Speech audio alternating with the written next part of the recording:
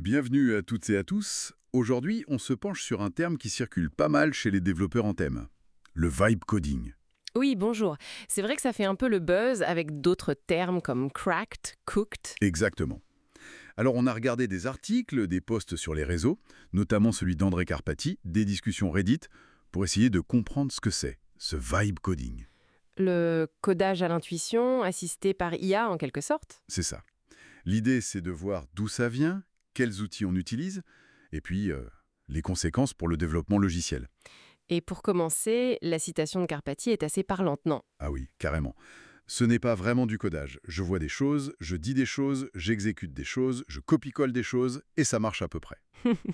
Ça marche à peu près. Ça donne le ton? Ça promet, hein. Bon, plus sérieusement, la définition, ce serait quoi?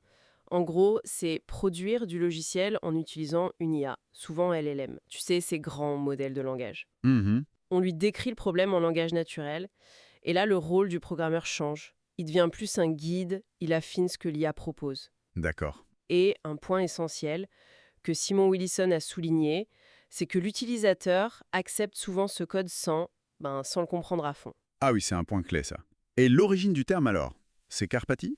Oui, c'est lui qui l'a vraiment popularisé. André Carpati, cofondateur d'OpenAI, ancien boss de l'IA chez Tesla.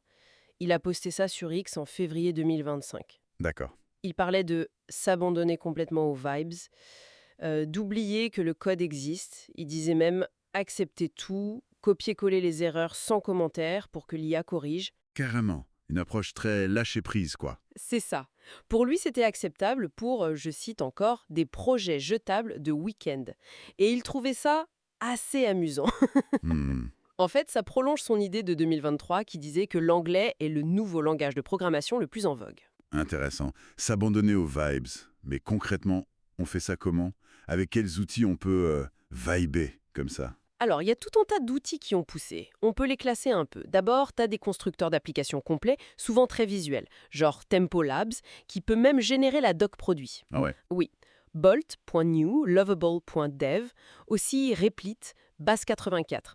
Ensuite, tu as des versions modifiées de VS Code, comme Cursor, qui était un peu pionnier, ou Windsurf, ou Tray, fait par TikTok apparemment. Des éditeurs de code dopés à l'IA, en gros. C'est l'idée. Et puis, bien sûr, des extensions pour VS Code. AMP, Augment, Continue, Kodi, de SourceGraph pour les entreprises. Ok. Et enfin, des outils plus autonomes, genre Agent. Devin, par exemple, qui essaie de faire le boulot tout seul via une interface type Slack. Ou Adair, en ligne de commande. Ça fait pas mal d'options. Et qui utilise ça aujourd'hui? Est-ce que c'est juste pour les petits projets perso du week-end, comme disait Tarpetti? Ben non, justement, ça va beaucoup plus loin. C'est très utilisé pour le prototypage rapide, pour monter une première version d'appli très très vite. Logique. C'est aussi un moyen d'apprendre de nouveaux langages, de nouvelles technos. Et on voit une adoption assez massive dans les startups. Ah oui? Oui, Y Combinator, l'incubateur, a noté que pour sa promotion hiver 2025, 25% des boîtes avaient généré 95% de leur code par IA. Un quart des startups avec 95% de code IA. C'est... Énorme. Ça montre bien l'attrait. Quels sont les avantages qui expliquent ça? Bah la vitesse, clairement. C'est le premier truc. Réduire les temps de développement, c'est crucial, hein. Évidemment. Ça ouvre aussi la porte à des gens moins experts en code pur. Ça démocratise un peu la création de logiciels, quoi. Mhm. Mhm. Certains disent aussi que ça booste la créativité, parce que tu peux tester des idées super vite, et puis ça peut rendre le travail moins stressant, plus fluide. Vitesse, accès, facilité, créativité, le tableau semble idéal. Mais si on accepte du code sans tout comprendre, comme disait Willingson, quels sont les risques? J'imagine que c'est pas si rose. Ah ben non, loin de là. Le gros inconvénient, c'est souvent la qualité du code généré. C'est-à-dire, il est souvent qualifié de médiocre, parfois même de shitty code dans les discussions en ligne, pour parler franchement. Ça peut marcher en surface, mais Mais derrière, c'est compliqué. voilà, difficile à maintenir, à mettre à jour, et surtout à débugger si tu comprends pas la logique. Carpati lui-même, il avoue que le code produit dépassait parfois sa propre compréhension. Ah oui, quand même. Ça, c'est un sacré aveu. Carrément. Et ça pose direct la question de la sécurité. Un code que tu maîtrises pas, il peut cacher des failles. Logique. Simon Wilson le dit très clairement.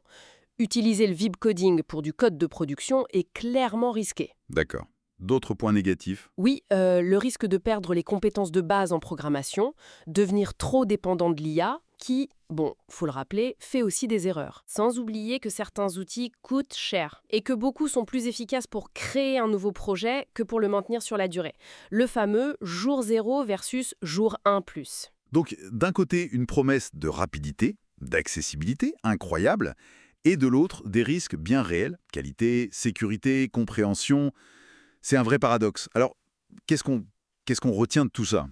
Bah, que c'est une tendance encore jeune, mais puissante. C'est pas forcément tout noir ou tout blanc. Karpathy lui-même parle d'un curseur entre le codage tradi et le vibe coding total. D'accord, c'est un spectre. Voilà. Pour l'instant, ces outils sont plutôt des assistants, très performants certes, mais pas des remplaçants de l'expertise humaine. L'enjeu, c'est de trouver le bon équilibre entre la créativité libérée et la rigueur nécessaire, surtout pour des applis critiques. Et ça évolue vite, j'imagine. Ah oui. On voit déjà apparaître des concepts comme la Vibe Ops pour l'exploitation ou même du Vibe Marketing, Vibe Design, le terme fait des petits. Intéressant. Et pour finir, une petite réflexion. Karpathy présentait ça comme amusant pour des projets de week-end. Mais on voit des startups qui basent 95% de leur code là-dessus. Hmm. Si une part croissante des logiciels qu'on utilise repose sur du code qui marche à peu près, comme il dit, et qui n'est pas toujours compris en profondeur, qu'est-ce que ça veut dire pour la fiabilité, la maintenance de notre avenir numérique? C'est une excellente question. Voilà, de quoi réfléchir.